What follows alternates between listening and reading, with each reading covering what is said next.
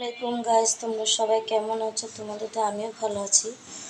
তো আজকে নতুন একটা ভিডিও নিয়ে আসলাম, ভাবলাম তোমাদের সাথে শেয়ার করি। তো আজকে হলো গুঁড়া মাছ চচ্চড়ি করব। তো এখানে আমি কাঁচা টমেটো হালকা পেকে গেছে, তো এখানে 3টা নিয়ে নিলাম। আর এখানে হলো আদা রসুন বাটা মিক্সড, এখানে হলো পেঁয়াজ কুচি, কাঁচামরিচ আর 2টা লেবু নিয়ে নিলাম। আর এখানে হলুদের গুঁড়া, মরিচের গুঁড়া, ধনিয়ার গুঁড়া, লবণ। আর এখানে মাছটা পরিমাণ মতো নিয়ে ধুয়ে নিলাম। তো এখন মাছটাকে আমি মাখিয়ে দেব, দেখতে থাকো। তো এখানে আমি পেঁয়াজ, কাঁচামরিচ, টমেটো একসাথে করে নিলাম।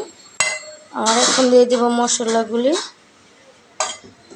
দিয়ে দেব একটু আদা রসুন বাটা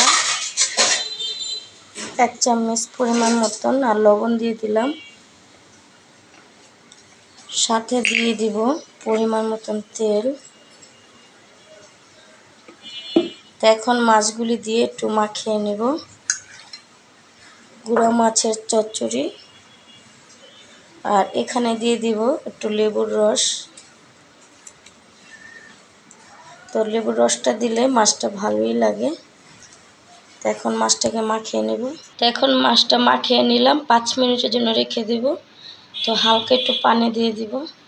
তো এখন মাছটা 5 মিনিট পর বসিয়ে দিলাম হালকা মাখা মাখা পানি দিয়ে। তো চচ্চড়ি করে নেব। আর এখানে হয়ে গেলে ধনিয়া পাতা দিব। তো দেখতে থাকো। তো এখানে হলো আমডাল আছে, তো এখানে আমডাল গরম করে রাখলাম। সাথে হলো করলা ভাজি মাছের ডিম দিয়ে। তো ভিডিওটা পর্যন্ত দেখতে থাকো। তো হয়ে গেল গুঁড়া মাছের চচ্চড়ি। আর এখানে হলো ধনিয়া পাতা দিয়ে দিব। তো এখন ধনিয়া পাতাগুলি কেটে রাখলাম, দিয়ে দিলাম ধনিয়া পাতা কুচি।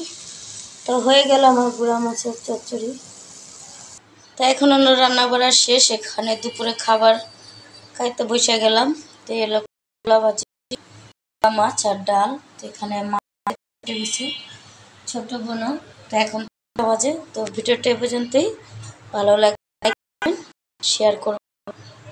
হাফেজ।